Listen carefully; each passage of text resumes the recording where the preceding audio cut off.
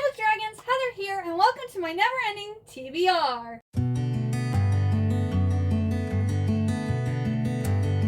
Today we're going to be doing my February TBR. Now, I know I said in January that we might do like 5 randoms. Unfortunately, that's not going to be able to happen. Turns out, there are 2 readathons happening this month that I normally take part in, and I'm going to again, which are Polarthon and Jante's Inferno, which we'll talk about a little later. And then there are a whole bunch of sequels coming out March 3rd, which means I need to read the first books in February. Because, yeah, I think there's like 3 or 4 books coming out March 3rd, like sequels, and I'm like, I haven't even read the first book yet. There's just too many things to read. I can't do, like, randomize. Hopefully maybe in March. We will see. Because it seems like most of the releases I want in March are coming out March 3rd. So I already read them in February. Today is currently January 25th. So some of these books will probably get read by the end of the month, but I just want to say as of this point, this is where I'm at. For my Christian book, A Midnight Dance by Joanna Davidson Politano, I'm currently on page 312, which is chapter 33, and I think there's less than 400 pages, so I should for sure be able to finish this either next Friday or Saturday before the month is over. So I should be able to mark that off of my list, or my TBR. This one I didn't talk about in my January TBR because I didn't know this was going to be Miss Willow's book club pick until after I filmed my TBR. This is for the in-person book club I'm part of. It's We Who Will Die by Stasia Stark. This is like a Roman-inspired vampire tale with trials, and it's going really slow for me. Last night I read from like 9 p.m. to like 1 a.m. and got maybe 100. It was probably less than 100 pages because I think I was on chapter 2 when I started last night and I ended on chapter 11. I just don't know what it is. I'm thinking it's wrong book, wrong time because I love vampires. This is supposed to have a love triangle in it. We got a strong main female character who's basically she's being blackmailed into being in this competition. And if she wins the competition, she then needs to kill the king for this guy, and then the guy will have her brother healed of this disease that he has. So yeah, it's like, it sounds really good, but it's already had one very predictable thing in it, and I think it might be the writing style that I'm not connecting with. Especially since I just finished reading my first 5-star of the year, and this is nothing like it, where I'm still like, I guess I'm still in the feels of that book. I need to get this read by Sunday. I really hope I can, because I don't want to, like, I hate that if someone's in a book club and they don't read the book. Like, it irks me. Because I've tried to do book clubs before, and I've been the only person who reads the book. Drives me crazy. Not the book club I'm currently in. Like, I've tried to start book clubs, and I'm the only one who reads the book. And I'm like, why are you even in the book club if you're not going to read the book? Like, I understand socializing and stuff, but we can we don't need a book club to socialize. We can just hang out, you know, make a dinner date or whatever. I need to do my part and get it read, you know? Then this one I started listening to. I got the audiobook for it. The sequel comes out, I believe, on March 3rd. So I definitely have this one done. And also, this is part of Jante's Inferno. So this won't be getting read or it won't all be getting read. Worst comes to worst, I might just read the last chapter and then read during Jante's Inferno and be like, I finished my circle, move on to the next, because February is a very busy month for me, so I also need to try to get ahead as quickly as I can. I'm still working on Alchemized. I believe I'm like at page 430 now, so I should be able to get past the halfway mark by the end of this month. So hopefully I will finish this book in February, but I'm liking it. I would actually sit and read more, but I just don't want to spend 4 to 5 days like reading one book. I like to read a book every other day. If it's a really big book, I like to take my time and just spread it out over the days. I haven't gotten to any more of Heavenly Bodies yet, which I don't know if I'm going to, because I might actually need to start the Night Prince, because the Wolf King. I need to start the Wolf King, which is also going to be part of one of the readathons, but I pre-ordered the Waterstones edition that comes out February 10th, so I need to finish the book, or at least read most of the book to see if I'm actually going to want to keep my pre-order before February 10th. Probably by February 8th. I don't think they'll, because I think they might start shipping them out like the Monday before, like the Sunday or Monday before. I need to probably get a move on that one. So I don't know. I might be able to read more of this or not. It's going to carry over into February again, because everyone talks about how good this book is, but I kind of felt like with this one, like We Who Will Die, like it sounds like everything I would like, but I'm just not getting into it. Like, it's not sucking me in, you know? So let's, I guess, go over the stuff I'm reading for, like, my goals. So my Christian book for February is going to be To Bind the Court by D.E. Carlson. This is book 2 in a Christian romantasy series. It's about this girl who has fire power. And in this world, the people of fire power are like the bad guys. They're like the ones in charge of the kingdom, and they oppress the tribes people. Well, she knows nothing about the fire people because she was raised isolated in a cabin on top of the mountain.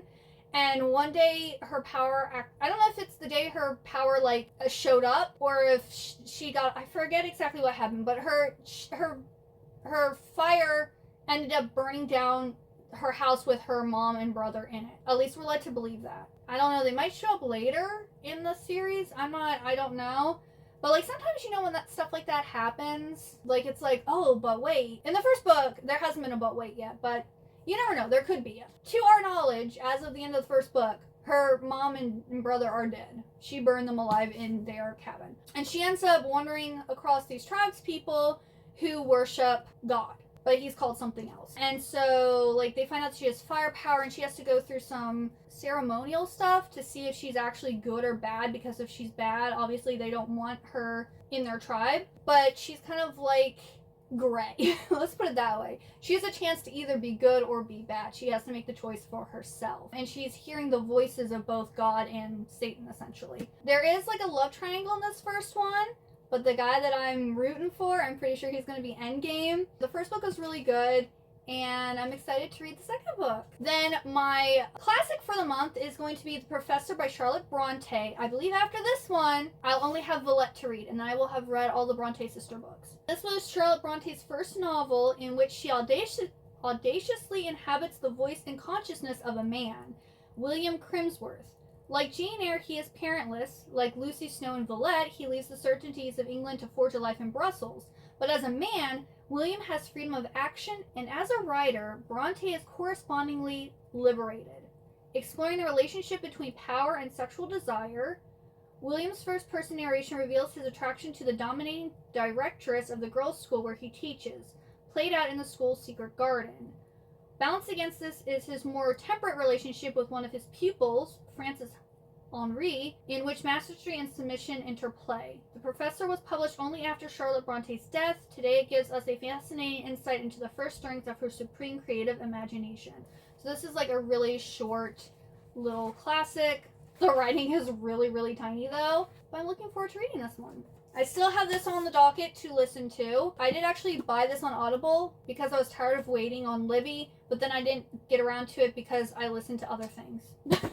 But yes, I'm still hoping to listen to this soon. I will need to be listening to a lot of audiobooks in February. Hopefully I will finally get this listened to. Polarthon, I cannot tell you what I'm reading because this year, and I think she's on a bingo board before, like she does something different every year. And this year, Jade, it's like the prompts are labeled 1 through 10 and you use a D10 to get a number and then you find a book that matches that prompt. So I have my 3 remaining like winter TBR books that I'm hoping will work for this readathon. I'm hoping I can read 2 of them because Polarthon is this February 2nd through the 8th, and then Jante's Inferno is the 6th through the 13th.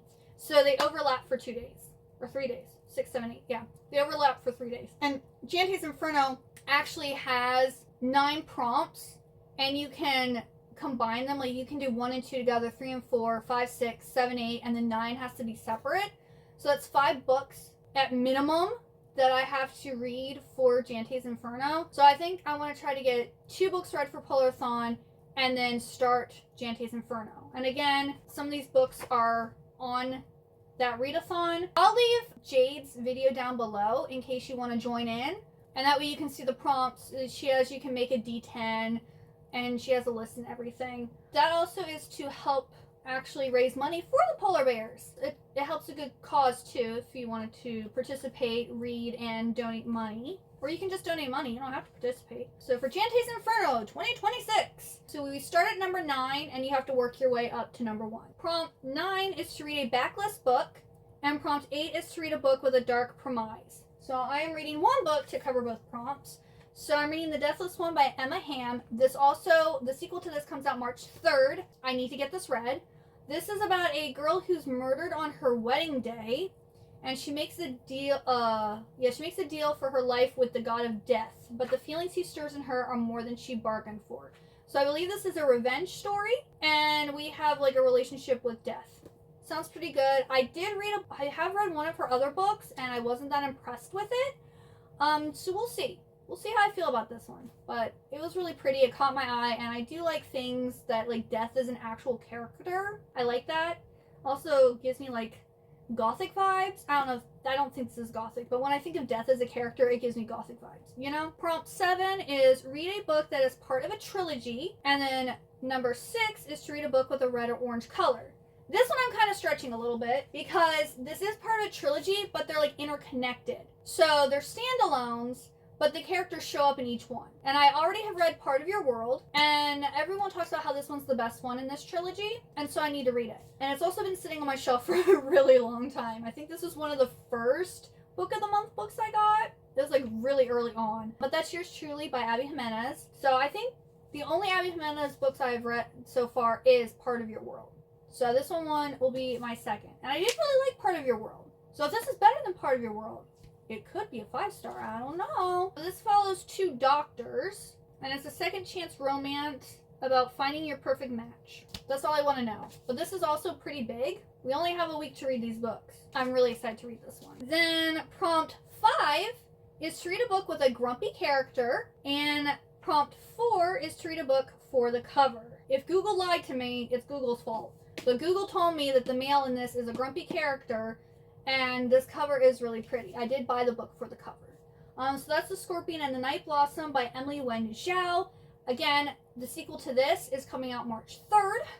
So I've got to read this. I am already 121 pages in. So I am planning to get almost all of this listened to before February starts. So far, this is okay. Right now, I'm leaning towards I'm probably not going to buy the sequel because, I don't know, the writing is just too, like, it's not really flowy, if that makes sense. And I know I read the first book of her other duology, and I didn't continue that series either. So if this one ends up being I don't want to continue it, I won't be buying from her anymore.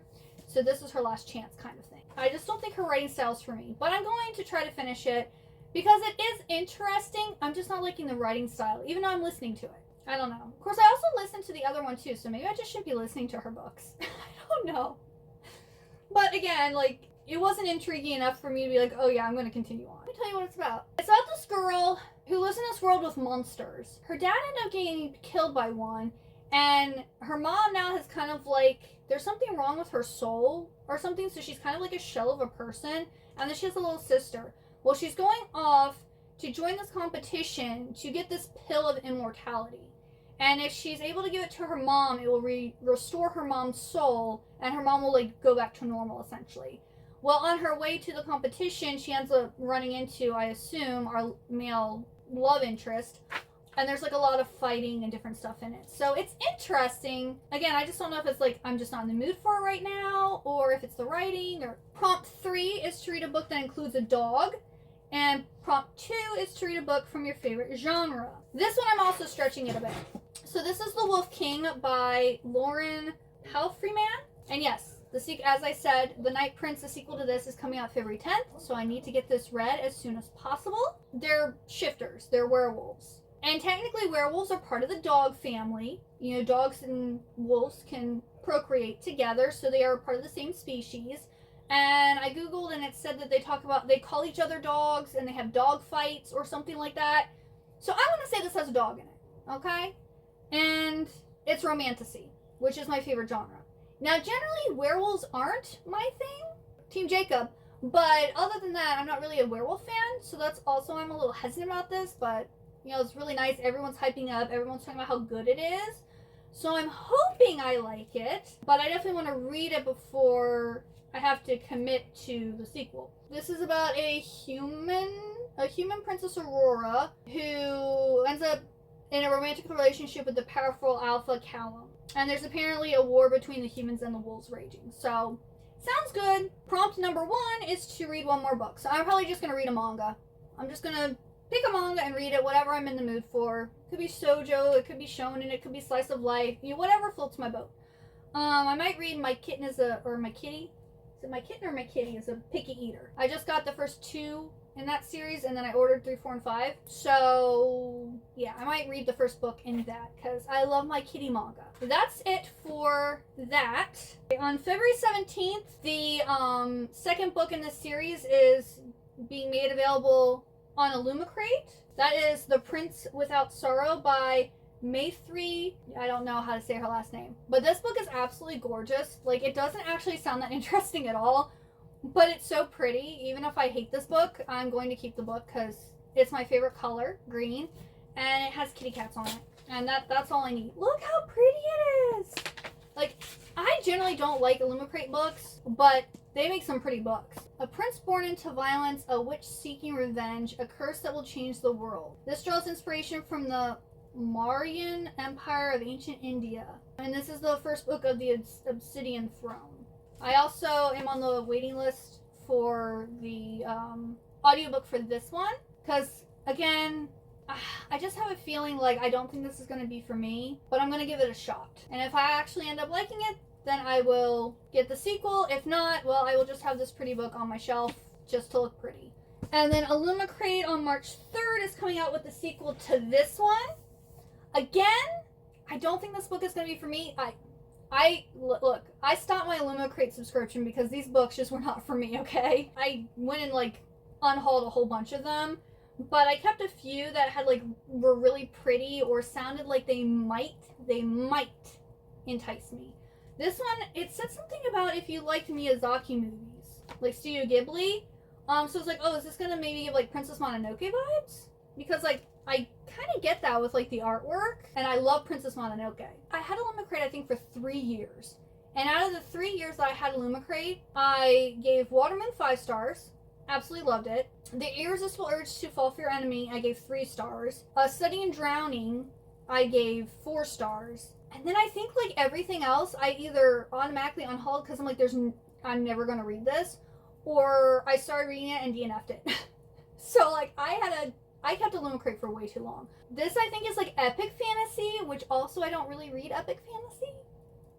Yeah. Usually there's like too many like narrators, there's too much information. Like I want to read to like escape and like just chill, not to like be taking notes. This is in the Kingdom of the Nine Lands, only warriors of noble blood can summon their ancestors to fight with them in battle.